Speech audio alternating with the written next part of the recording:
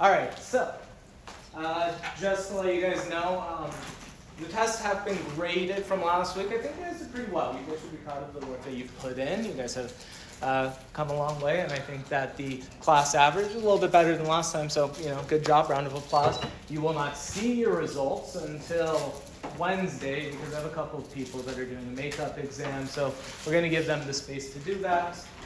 Not complain too heavily about having to wait for Wednesday to see our grades. There's a new homework assignment out. The new homework assignment is homework number, I don't know what number we're on, 7, something like that. And that'll be due next Wednesday, and it's on the new topic that we're covering, the new topic being energy. And we get into this realm of energy because we care about understanding interactions, right? We've been studying interactions for the better part of the last month or so. And we want to know about interactions because when we know interactions, then we know how to expect motion to occur, right? If you know the force, you can figure out the acceleration. And that's what Newton's second law tells us. Went on and on and on to talk about Newton's second law. But we found it had a limitation, right? The last thing we were doing in lecture before the exam, we were working with springs, and we found springs had some non-constant force. And having a non-constant force means Newton's second law says you'd have a non-constant acceleration, and we followed that line of thought through to a differential equation, which we're not ready to solve.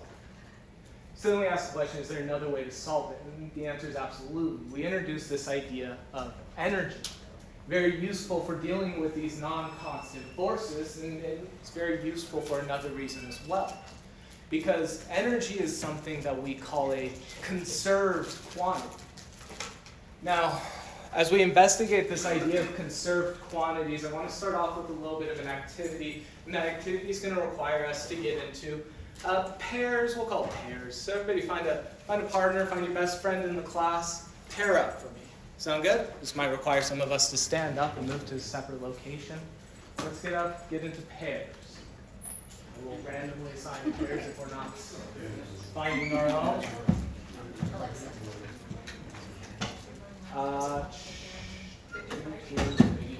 We have a group of 3. We need to find pairs.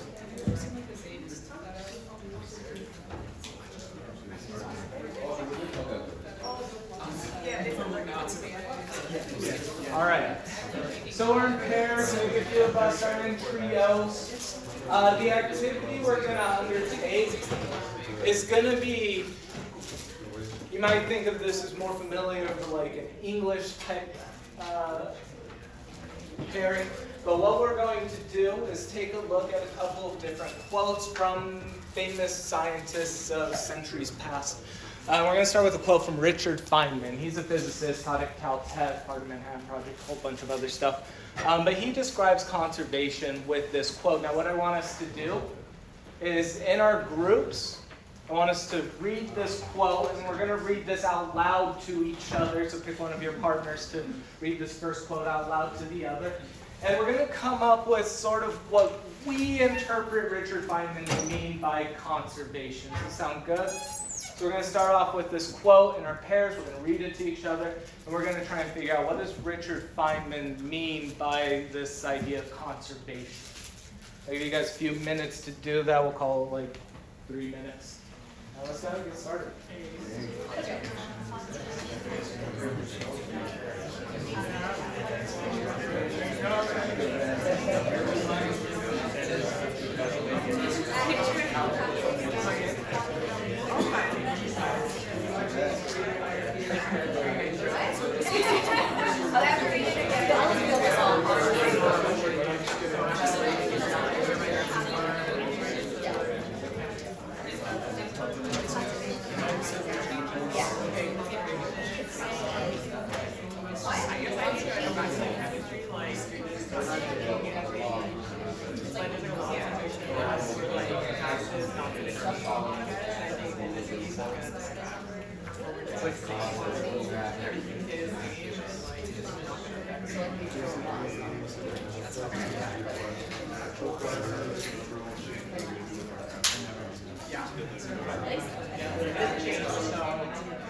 can go any of like state, I guess, and then we'll say this thing is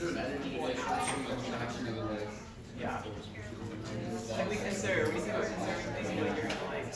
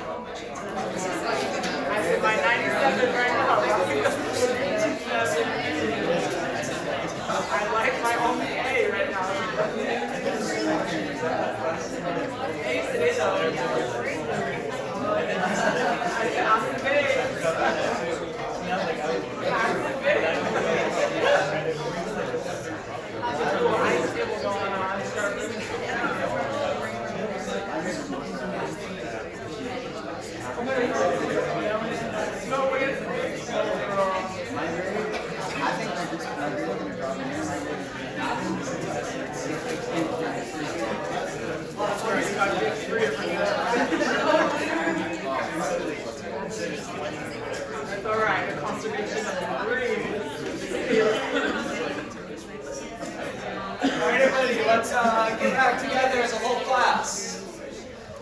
Let's focus up. So, Richard Feynman says conservation means this, that there's a number which you can calculate at one moment, and as nature undergoes its multitude of changes, that number doesn't change. This, that is, if you calculate it, this quantity, it'll be the same as it was before. What does this mean? This is a very fancy way of saying what? Conservation is what? Say that? The quantity is locked into a specific point in time. Yeah, at a specific point in time, we get this quantity, and we might say it's locked in. What do you mean by locked in? It can change. It can't change. So there's this quantity of blood. Well, there's a number of things that fall into these conservation type laws. But whatever this quantity is, we calculate at one moment in time, and it does not change. Does that make sense? We want to add to this. Does anybody have any other ideas? Constant. What is that? Constant. Is it constant? Constant. You might think conservation, you might think constant. Well, it's right there in the name. Conservation, constant.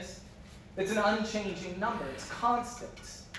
Sometimes we say that this cannot be changed, and that if we have some mass, you cannot randomly create mass or destroy mass. I heard that earlier. This idea of conservation means that something does not change. It cannot be added to, it cannot be taken away. Now we're going to do a little bit of an exercise here. Sort of, I'm going to do a demonstration to try and drive home this idea. Let's see. So up here, you'll notice on the front table, I have a collection of things. I have a bunch of these little steel cylinders. Now these little steel cylinders, believe it or not, are indestructible. They cannot be destroyed. I have 1, 2, 3, 4, I have 11 of them total. Does that make sense? We might say that these cylinders will be conserved. Why are they conserved? Well, they cannot be destroyed. I cannot create any more cylinders. I don't have the technology to do that. So I cannot add to this. I cannot take away. There must always be 11. That sound good? So we look at these. We have 11 of these cylinders. Now these cylinders might change over time in their position. We might say that their nature is defined by where they are. And as time progresses, they might change their position. Now right here, I have a really fancy box. This is a magical box. Why is it magical? Because I can't see inside the box. I can't see what's in there. There might be stuff in the box, and I can reach in and see, is there anything in the box? There seems to be stuff in the box. So there is stuff in the box, but I can't see inside. I can only take out and put into the box. Does that make sense? All right. So everybody close your eyes. Close your eyes. No cheating. Close your eyes. All right, let's go ahead and open our eyes now. Now there's been a change, right? There's been a change. We have how many of these indestructible cylinders on the table now? 8. We have 8 indestructible cylinders on the table, but I said something is true, that we must always have 11. So what does that mean? What is that? There's still some like in the box or whatever where they went. Yeah, some must have gone somewhere, and they probably found their way into this magical box. Absolutely. How many? How many is in here? 3. How do we know? There must be 11. There must be 11 total. 8 on the desk, 3 in the box. And I reach into here and I pull them out. I say 1, 2, 3. Wonderful. I have 3. Sound good? Any questions about that? That feels all right? All right. Well, what's interesting about my magical box is it always displays the normal force that's acting on the box. So right now, how many cylinders are in the magical box? 0. But the normal force is 1.5 newtons. That seems to indicate that there's some stuff in there. Certainly there is some stuff in the box to give it that 1.5 Newton normal force, right? Okay, let's close our eyes again.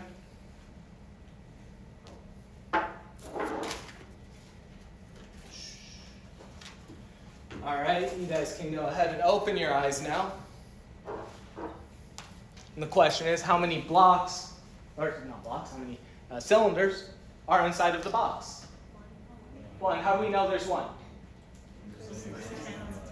There's 10 on the table. There must be 1 in the box. And what's interesting here is that the one in the box changed the normal force by 2 newtons. Does that sound all right? So it seems like for every cylinder that is in the box, there must be a 2 newton addition. This is interesting because that tells us we can calculate how many are in the magic box from the normal force that is displayed on the side of the box. So I go ahead, I put some more in there, and it changes the normal force to now 7.5 newtons. There's 7.5 newtons on the normal force, meaning that the normal force from its original point has increased by 6 newtons. Right, it went from 1.5 to now 7.5. So there's 6 newtons. If there's 6 newtons, that's 6 newtons, 2 newtons per block, that means there must be 3 in here. Does that make sense? So from the measurement, we get that there's 3 of these indestructible cylinders in the box. We have 1, 2, 3, 4, 5, 6, 7, 8 on the table, still have 11 total. And this is the idea of conservation. There might be a multitude of ways of finding where each block is, or each cylinder. Sorry, I usually do these with blocks, not cylinders. But we have ways to determine how many cylinders are where, but what's interesting is the total amount must always be the same. Sound reasonable? Okay. Now, we go ahead and I introduce to you my fancy beaker here. My fancy beaker, very large. I have a tendency to, every morning when I wake up, fill this beaker up to 11.5 centimeters. I do this because what's interesting about this beaker is I can't see inside again. I have no idea what's in there, but I know the water line is 11.5 centimeters. And what else is interesting is I know that if I take one of these cylinders and put it inside of my beaker and measure the side, I will see that the beaker has raised from 11.5 centimeter water line to now 12 centimeters. Meaning by adding the cylinder into the beaker, it raised the water line by 0.5 centimeter. Sound good? We put, so it's at 12 centimeters now, we put another one in there. What's the water line at? 12.5. Put another one in, what's the water line at? What is it? 13. And sure enough, I take my ruler, put it up to the side, yep, 13 centimeters. So we have ways to determine how many cylinders are in that beaker. You just figure out what the water line is, subtract 11.5 for every 0.5 centimeter above it, or every 0.5 centimeter change. That gives us one of the indestructible cylinders. Does that make sense? Okay. Now we're going to close our eyes. Close your eyes one more time. No cheating. Everyone close your eyes.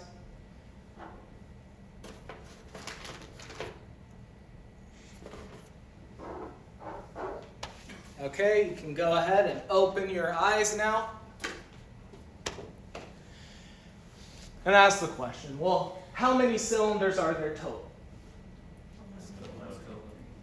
Still 11. How do I know it's 11? Well, it's a conserved quantity. I cannot create more cylinders. I cannot destroy them. It is a conserved quantity. But the question is, in which state, that is to say, which location, are my cylinders? So we take a look at my cylinders and we say, how many are on the table? 3. How do we know that? Well, you can just count those up. So we have 3 cylinders on the table. Okay, can we determine where else I have some of my cylinders? In the box. How many are in the box? 5. How do we know 5 are in the box? Because, okay, I heard 2 newtons per cylinder, and we've increased by 10 newtons, giving me 5. So I have 11 total. Sorry, didn't mean to write 11 first. We have 3 on table, 5 in the magical box. And we look over here and we say, well, how am I going to determine how many cylinders are in here? Well, I take my trusted ruler, I measure it, and I say, well, that's at 13 centimeters. 13 centimeters means how many are in the beaker? 3.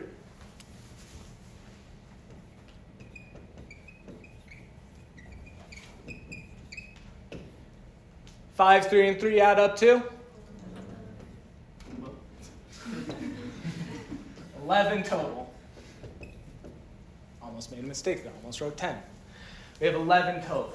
We conserved the total number. It doesn't matter where they go. They can go into any number of places.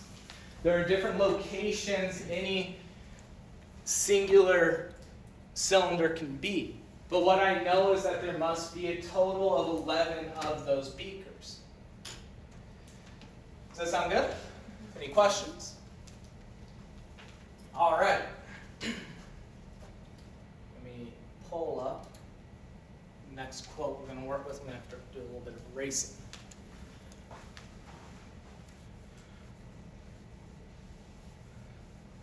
Now we look at a new quote. This one is by Hermann von Helmholtz, famous physicist from the 17th century. And he says something about energy here. And he says, energy is capable of work. Energy is capable of work, remains eternal and unchanged throughout all of their changes. All change in nature amounts to this, that energy can change its form without its quantity being changed. Now, this is a statement about energy as it relates to what Feynman was saying earlier. Yes? Okay, I want you to, in your pairs, once again, talk to your neighbor and figure out what is Helmholtz saying exactly about this idea of energy.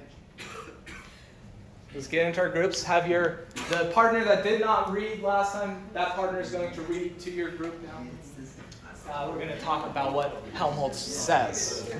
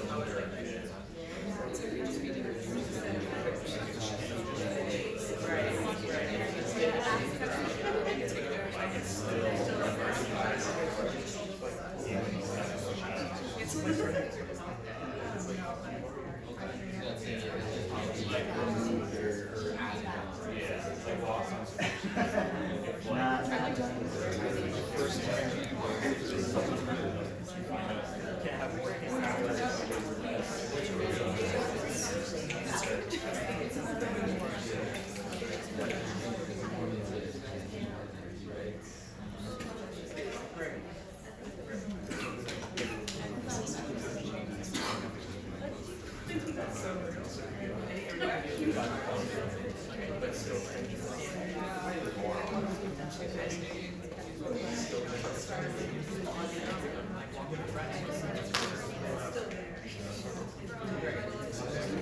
when you're walking out, you know.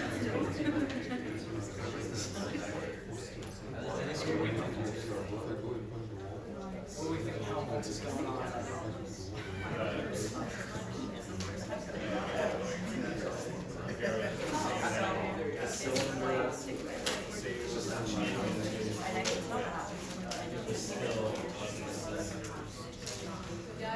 Helmholtz doesn't say anything. Oh no. So,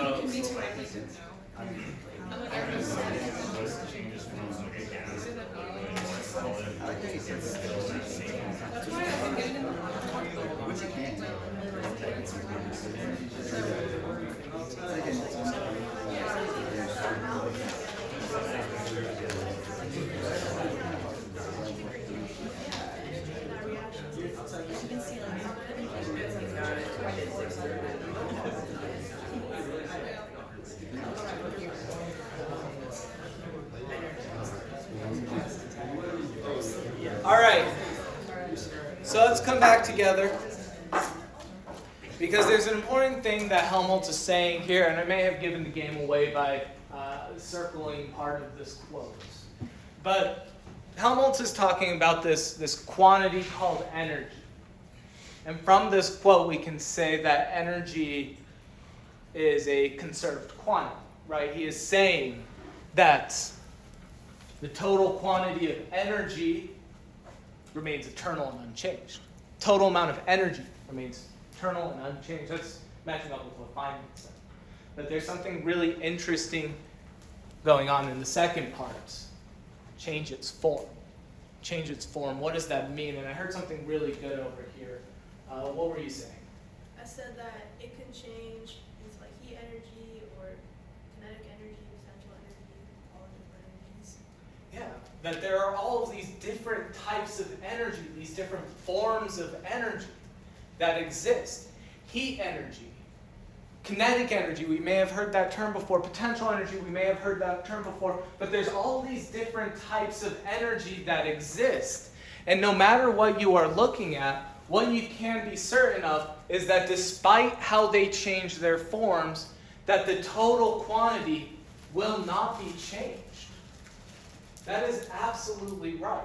There are all of these different types of energy, and we will explore these energies as we go throughout the next couple of weeks. There are all of these types of energies that exist.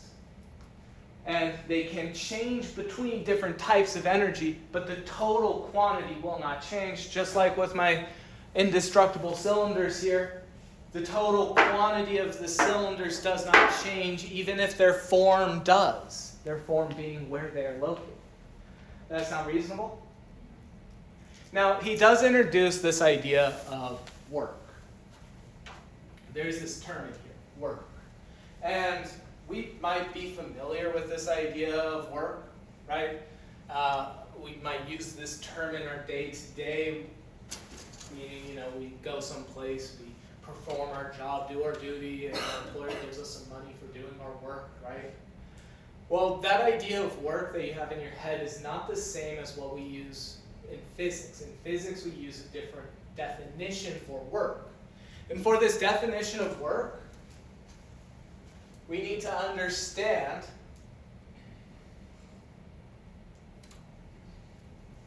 how to start to quantify these energies, because work ultimately is a way for us to quantify energies. So we're going to start delving into this idea of energy and start utilizing a little bit more physics. Now, how are we going to do this? We're going to start by thinking of a scenario.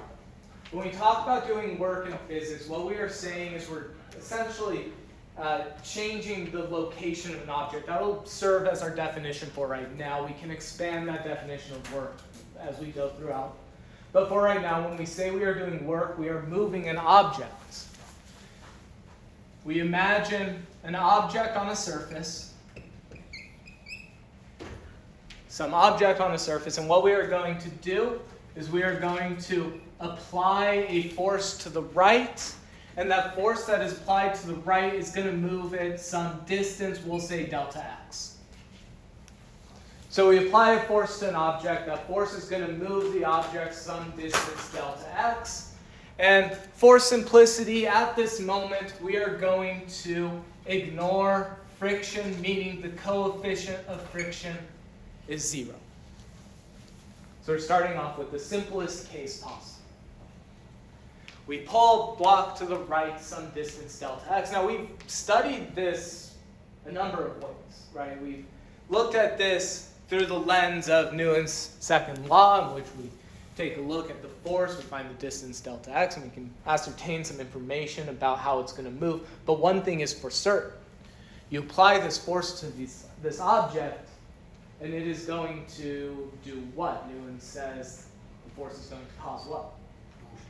It's going to cause motion, but more importantly, what quantity of motion might we describe its change? Acceleration. There we go. So we can be certain that this force is going to cause an acceleration. Newton's second law says that force will cause an acceleration. Force is mass times acceleration. We think way back to the beginning of the semester. Acceleration, well, it means change in what? Velocity. So we have some sort of a velocity that is going to change. We have some sort of change in our velocity.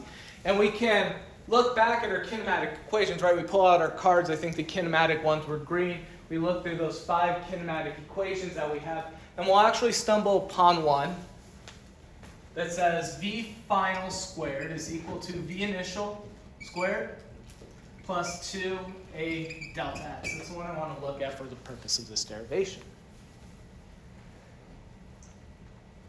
So Newton's second law says F equals ma. And kinematics dictates that V final squared is equal to V initial squared plus 2A delta x. We combine these two equations. How are we going to combine them? Well, we're going to combine them to get rid of acceleration. And we combine them to get rid of acceleration because when we talk about motion, well, position, that's something we understand well. We can say that is where the table is located. We understand what position means, yeah?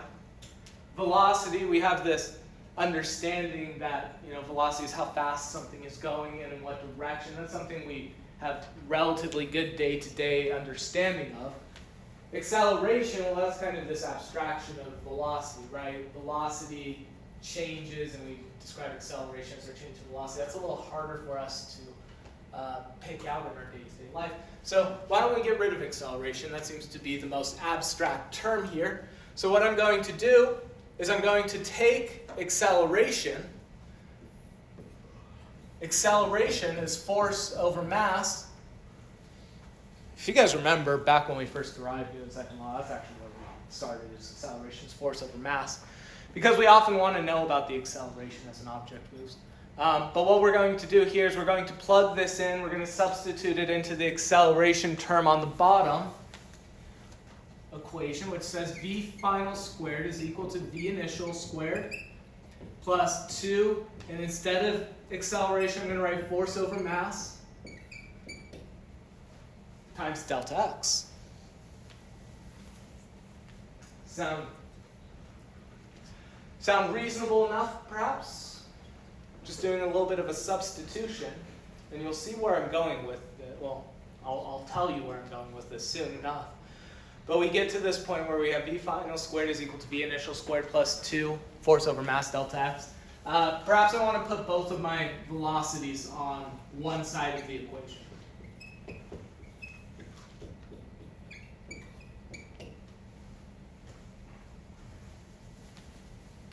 So I go ahead and just put both of my velocities on one side of the equation. And then from here, why don't we differentiate on the right-hand side? We'll put the information in the problem that's given. We're given force and delta x. So let's keep those two terms on the right-hand side and move everything else to the left-hand side. Why not? Since it's as reasonable a thing to do as any. So we take the 2, we divide it over, we take the mass, we multiply it over. What we'll end up with is mass times V final squared minus V initial squared over 2 is equal to F times delta X.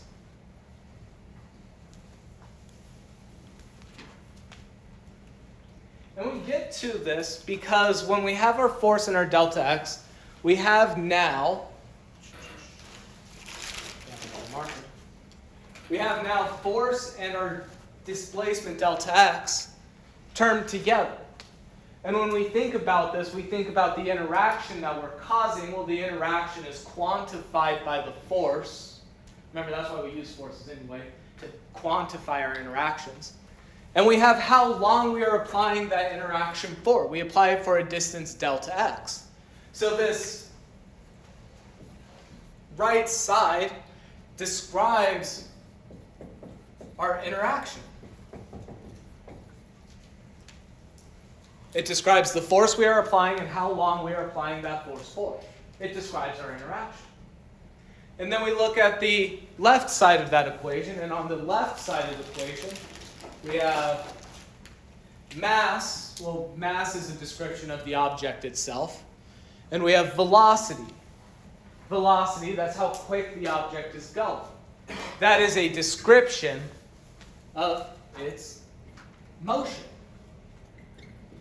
So we've constructed this equation that tells us how an interaction relates to the motion of an object.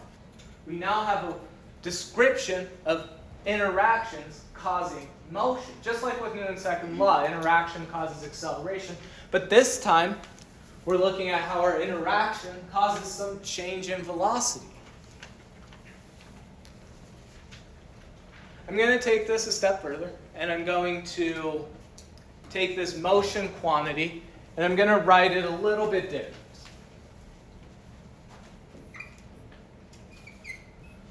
What I'm going to do is I'm going to take this m and multiply it into both terms in the parentheses, and same with the 1/2. And what we'll end up with is 1/2 mv final squared minus 1/2 mv initial squared.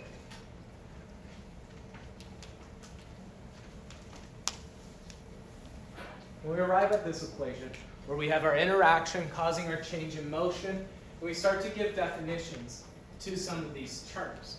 This combination of force and displacement, we are going to call this work. And this is our physical definition of work. Our physical definition of work is that we apply some force to an object, and that force displaces the object from one position to another. I'm going to name these other two.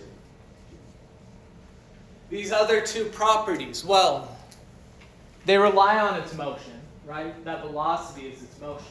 So it seems to be some sort of a term related to kinetic motion. So we'll write out the word kinetic. Has something to do with motion. It's the velocity term.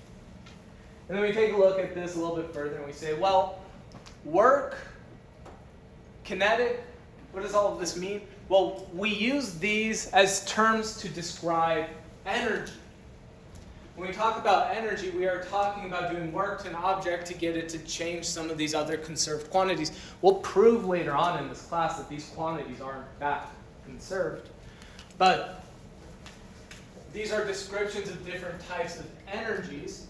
So we'll call this not just kinetic, but kinetic energy. Where the V final is paired with what we would call final kinetic energy, and the V initial is what we would call an initial kinetic energy. And we arrive at this location that tells us that when we do work to an object, we change its kinetic energy. When we do work to an object, we change its kinetic energy.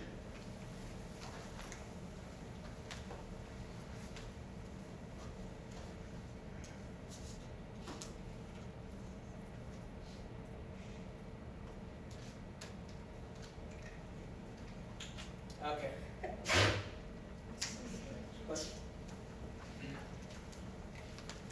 I'm going to look at one more quote, I think. Yeah, we got that. I'm going to put down projector just because I'm going to want some of that stuff that I put on the board a second ago. Much longer quote. This one is by William Thomas Kelvin, or better known as Lord Kelvin. Lord Kelvin talks about this idea of work and relates it to different types of energy. We might say friction is a force. Friction would do something to energy. We'll talk more about that. Molecular forces, molecular energies. We talked about heat a second ago. It's sort of a molecular energy. Gravity, some sort of an energy. So keep in mind when Lord Kelvin is talking about friction, molecular forces, and gravity, he's talking about energy. And I want you to take a look at this and really try and relate what Kelvin was saying about energy and work and relate that to what we just derived. Let's take a couple of moments to do so. And your partners, if you have a third partner who hasn't spoken up about any of this quotes yet, this is their chance to shine. Otherwise, have one of your other partners read. We are going to take maybe 3 or 4 minutes to look this over and think about what does Lord Kelvin mean in this situation.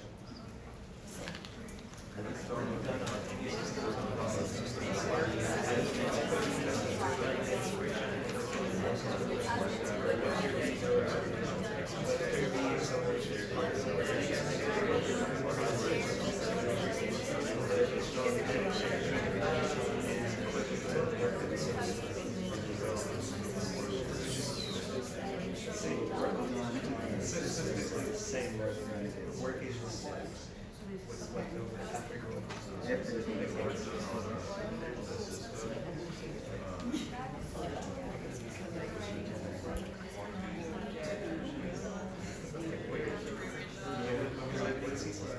So for work, if there's no acceleration, this is what is acceleration. And then for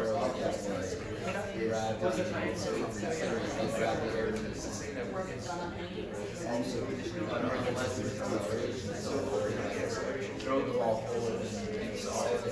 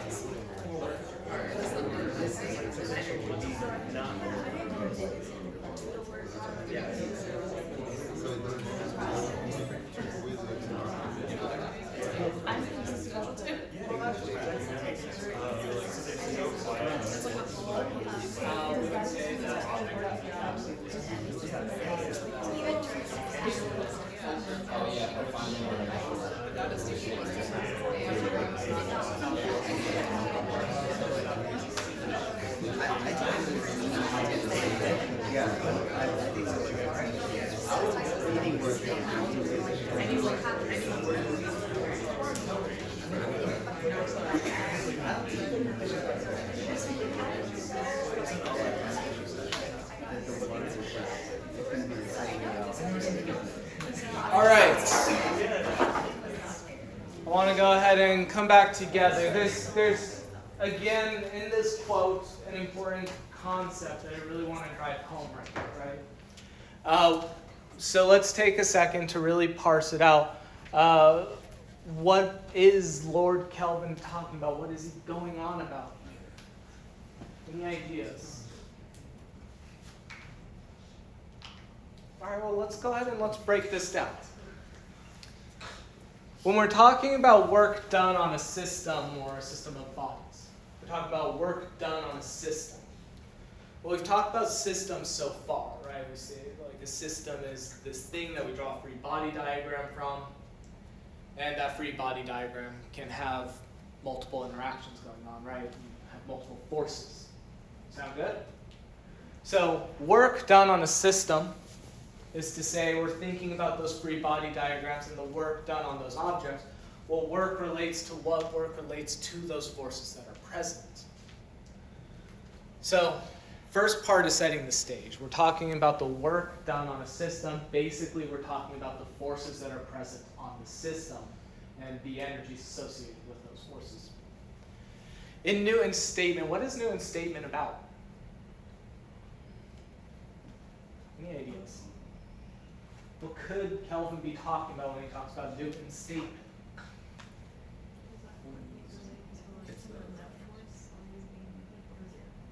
Well, not just when the net force equals to zero. That's a big part of this quote.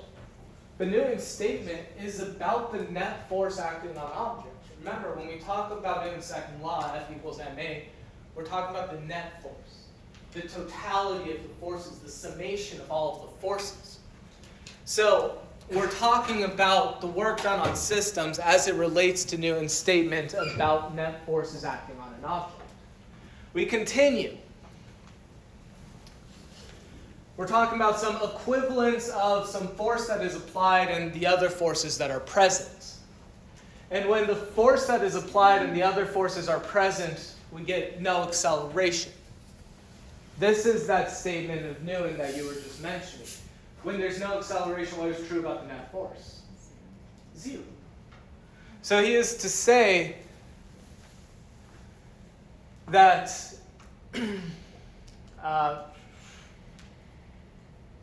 the work done on the system of bodies is equal to the work done by all of these other forces to give us zero acceleration, and that's just to say everything balances out. But the next part is where there's something a little bit more interesting.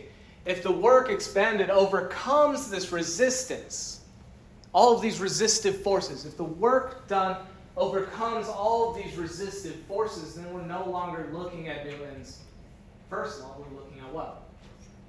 Second, where the force gives you an acceleration. But the key here is that that force has to overcome all of these resistive forces.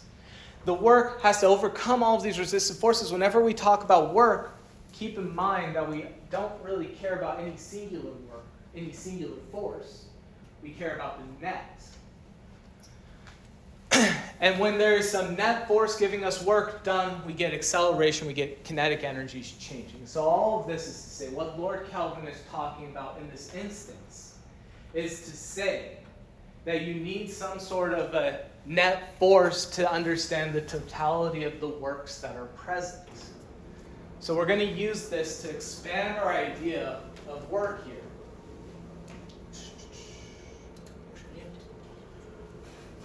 We're going to use this to expand our understanding of work to say that work is not necessarily going to be dictated by just one singular force.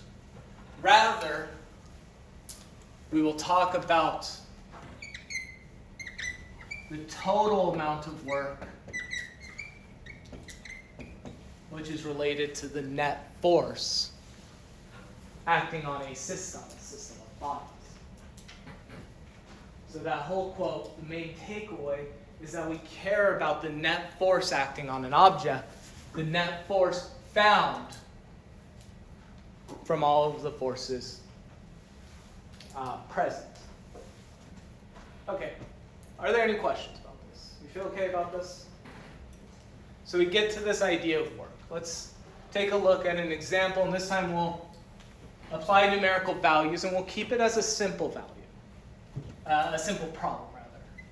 We are going to examine the mass, an object with some mass, sliding across the system. We are going to say that this object is rubber, and it is sliding on concrete. It'll be nice dry concrete. So we have a mass sliding across some concrete surface.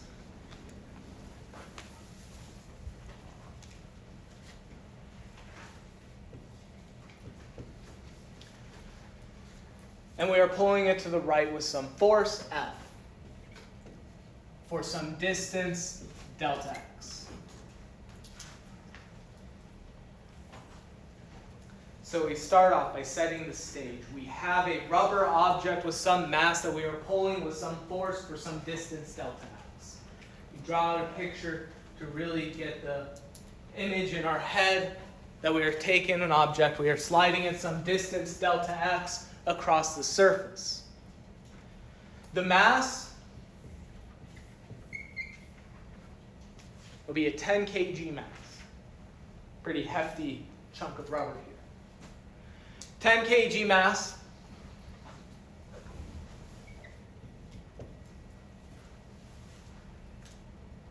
We're going to have a force here.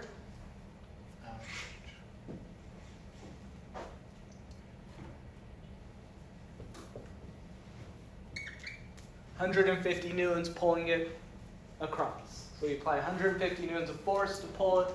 Strong, a lot of force to pull this relatively large block of rubber. Mass, force, and we need some distance delta x. We will pull it a distance of 10 meters, and we are using 2 sig figs for each of these. So we restate the problem. We call a 10 kilogram rubber block 10 meters across dry concrete with a force of 150 newtons.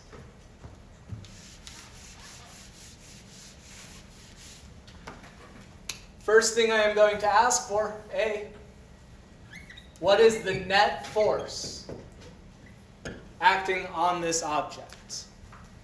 What is the net force acting on this object? Step 1. What is the net force acting on this? Step 2.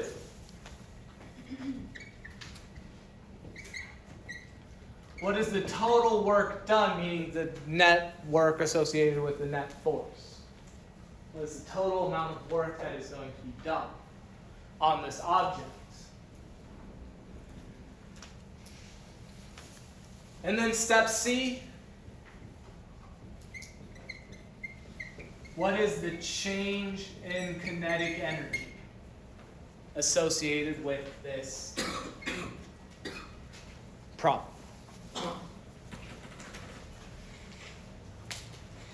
So we set the stage. We have a block that we're going to move across some concrete, some distance delta x. Does this sound okay? All right. So where will we begin? Whenever we're dealing with forces, where's a great starting point?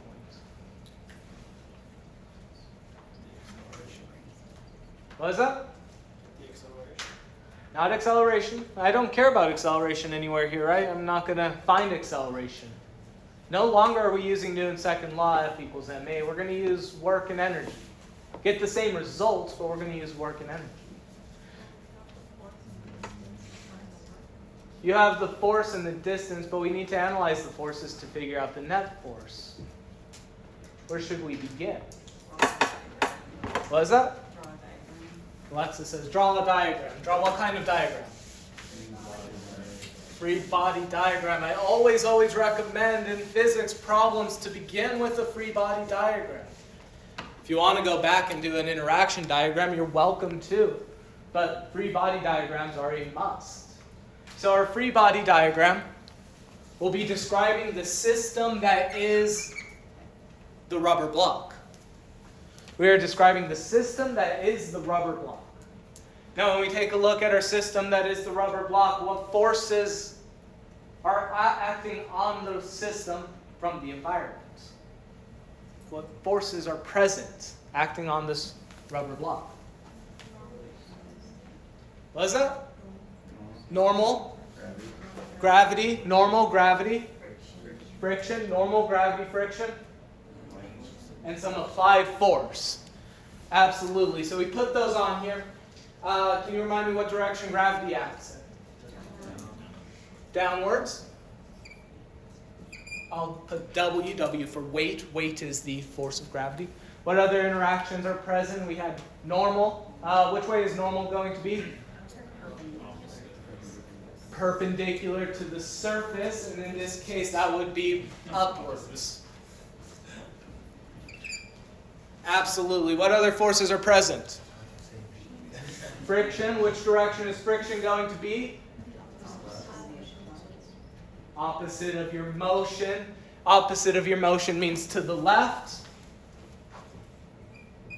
And I'll use F subscript K for our kinetic friction. Kinetic because we are moving. And then we have our applied force going to the right. I'll use just F with no subscript to describe that 150 Newton applied force.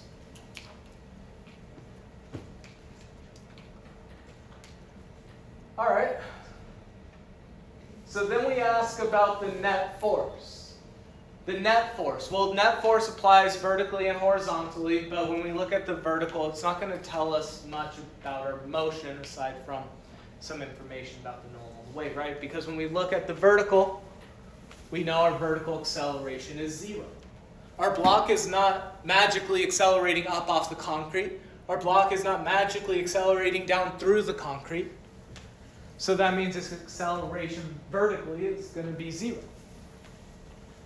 So normal minus weight equals 0, or normal equals weight, which of course mg.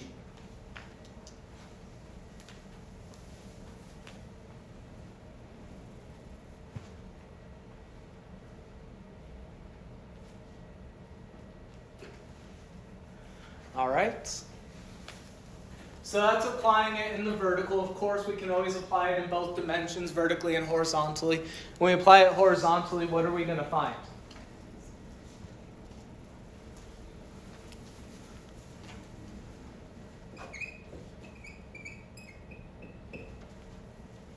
That the net force is force applied minus the force of kinetic friction. Why the negative? Because it's going to the left. Why the negative? Because it's going to the left. Why the negative? Why the negative? There we go. It's easy to miss that negative. I know it's easy because I miss it from time to time. I know it's easy because I've seen students over and over miss that negative. We don't want to forget the fact that it is an opposing force, right? As Lord Kelvin says, it is a resistive force that our force has to overcome. So our net force is the applied force minus the force of kinetic friction. Of course, our applied force is the 150 newtons, but the force of kinetic friction, how do we find that? How do we calculate a kinetic friction force?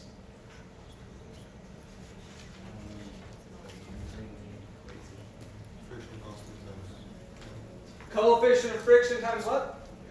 Normal force. Coefficient of friction times normal force. And what is the coefficient of friction for rubber on concrete that is dry? 0.8. Is that the kinetic or the static? It is the kinetic, absolutely. So we have use of K equals 0.8. That is in your note cards. And then we can find that net force. Sorry, I missed my subscript here. That should be net force is force minus mu K times N.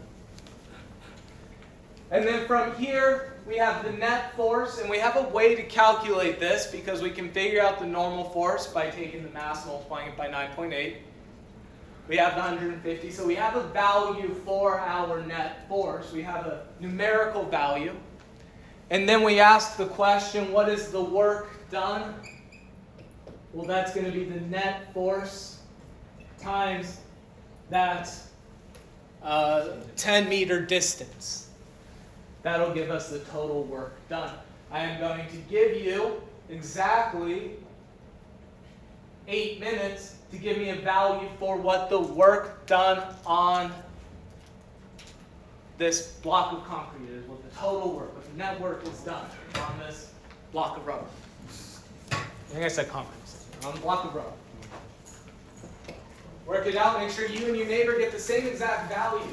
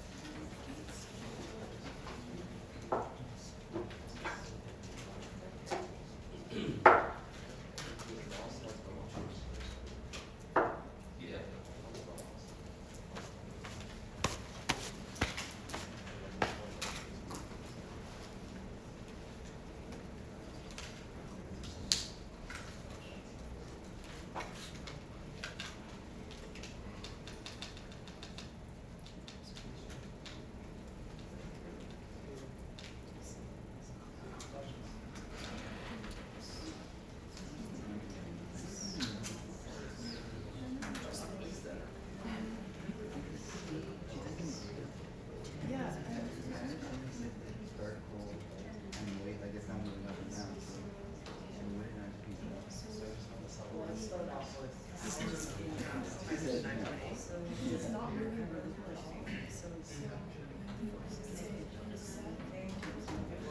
I did.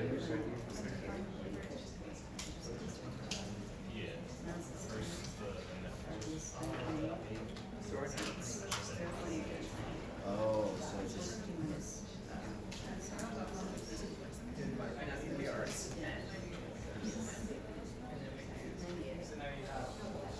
But then here it is,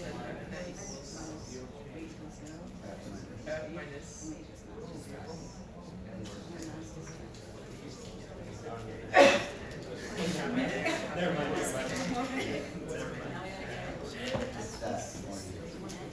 Oh.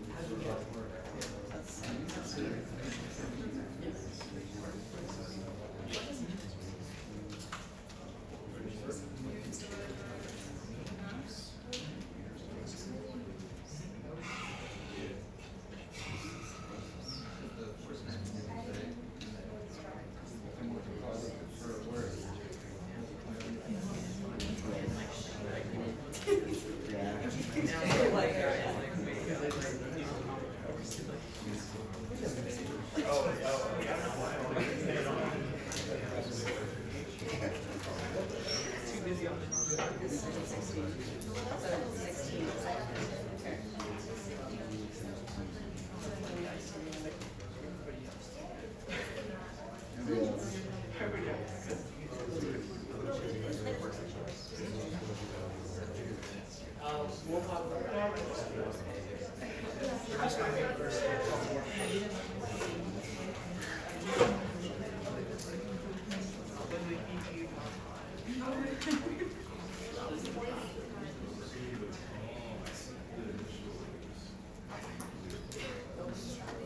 I was like,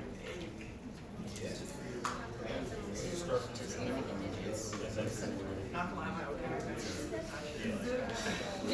I was like, wait a minute, I thought it was a Greek computer.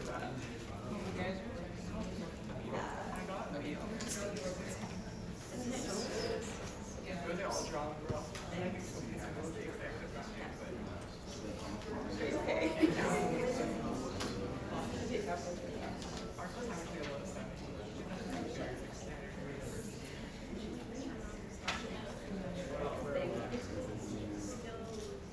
My bad.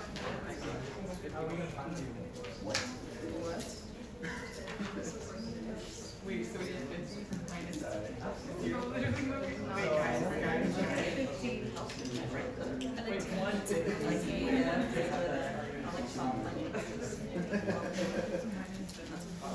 and then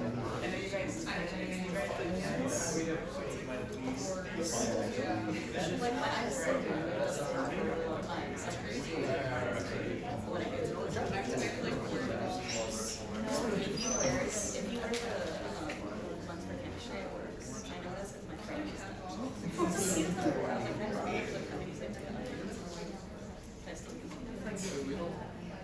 All right, it looks like we are more or less finishing up with this. Raise your hand if you want a little more time. All right. Majority rules, we will move forward. We are going to go through this kind of quickly, kind of step by step. But if you have any questions, stop me before we move forward. So we go back and we ask, okay, what is the net force first? The net force is going to be the force that is being pushed forward minus the frictional force. The vertical forces cancel each other out, so the vertical forces are not going to contribute directly to the net force. So our net force is going to be found by the forces that do not completely cancel out, the 150 Newton applied force subtracting off coefficient times the normal. The normal force, well, the normal force must balance out the weight in this situation, so the normal force is equal to the weight. Normal force is equal to mg. So I'm going to say that the net force, therefore, is equal to the force minus the coefficient of kinetic friction times mg, just replacing normal force with the weight of the object. All right, well, we take the mass, we multiply it by 9.8, and you should get 98 newtons for your normal force. Multiply that by 0.8, and subtracting from 150, you should find out that the net force is about 71.6 newtons. Did I get that right? Okay, so at that point, it's just plugging in those numbers. And then we ask, well, what is the total work done? The total work done is the net force multiplied by that delta x. Net force multiplied by delta x gives you 720. Why 720? 2 sig figs. Making sure to round to our 2 sig figs, 720. And then the unit. Newton for our net force times meter. Newton times meter. Raise your hand if you got that for your work. Wonderful. Give yourself a round of applause. Pat on the back. You did it. You found the work done. That's not where this problem ends. But you guys found your total work done, 720 Newton times meter. Now you'll remember when we were dealing with forces. When we were dealing with forces, we figured we were going to be using forces over and over, and instead of rewriting kilogram meter per second squared, we decided to define this new unit of Newton, right? And we did that just to make our lives a little bit easier so we don't have to write kilogram meter per second squared over and over. But we do a similar thing here because energy is so important. Energy is so important that we're going to use it over and over, and we don't want to spend all of that time writing Newton times meter over and over and over. So what we're going to do is we're going to define a new unit. We are going to define the unit of a joule, represented by capital J. The unit of joule is our base SI unit of energy. And we set this equal to 1 Newton meter. So it's a 1-to-1 unit conversion. Meaning it's the easiest conversion to do. All you have to do is swap out the Newton times meter by a joule. So we might say that the work done here is equal to 720 joules. 720 joules is the work that is done. Do we feel all right about that?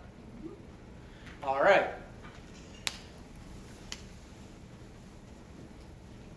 Now then we ask that second part, what is the change in kinetic energy? Remember, kinetic energy is 1/2 mv squared. So if we look at the change, we are looking at change in kinetic energy being the final minus the initial. Right? Kinetic energy, when we talk about change, it's still the same thing that we've always talked about change, final minus initial. It's always final minus initial when we talk about change. So here we look at our final kinetic energy minus our initial kinetic energy. Well, our change in kinetic energy would therefore be 1/2 mv final squared from our final kinetic energy. We subtract off from that 1/2 mv initial squared, and this looks awfully familiar. We have seen it before. We've seen it pop up in this equation. So when we look for our change in kinetic energy, we say this is our kinetic energy. That must be equal to the work done. So 720 newton meters of work done, 720 joules of work done, well, that means our kinetic energy changed by 720 joules. We have a change in kinetic energy of 720 joules. And more generally, we can say that the work done on an object, when we consider the total work done on an object, the total work done is equal to that change in kinetic energy. This is what we call the work kinetic energy theorem, that the work done on an object is equal to the kinetic energy.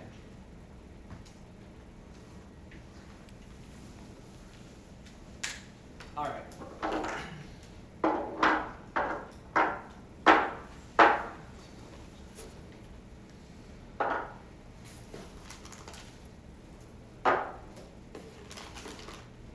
So we bring this back to the original conservation idea that I posed for you guys earlier with my cylinders, my indestructible cylinders, and my magical box. Right? My magical box is broken. I removed all of my cylinders from it. Anyway,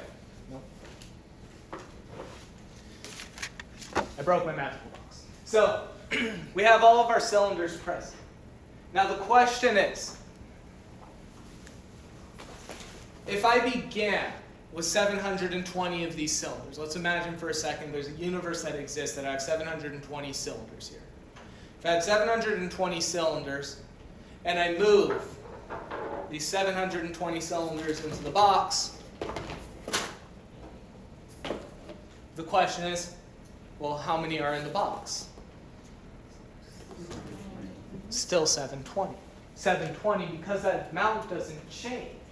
Because the total amount is conserved. And that same idea is in this work kinetic energy theorem, where we have 720 of these blocks, for example, 720 of these blocks turning into 720 blocks in a different form.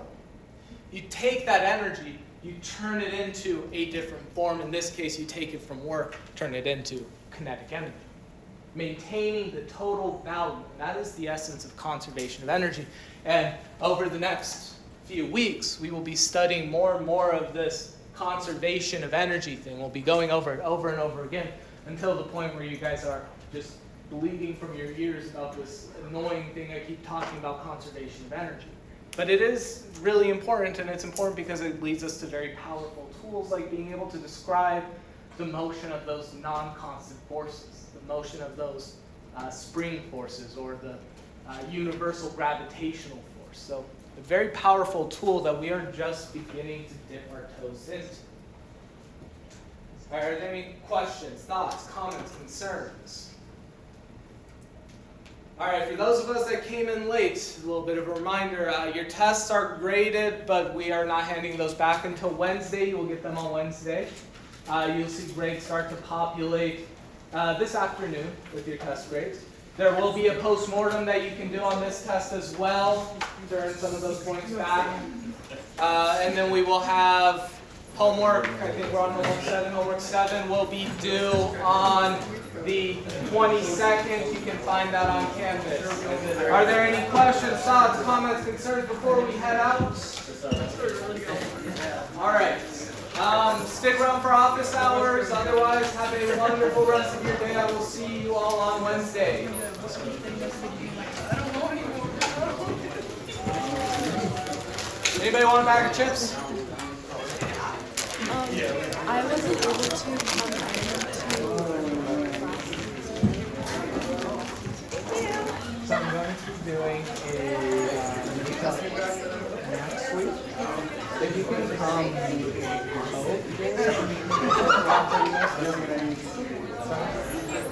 I really hope it's not good. I want to know if my makeup works. I don't think your dress works. He said no. Because I didn't know how to do it the other way. So I said, He said I would have helped you out a little bit more if you didn't. "You see, welcome to my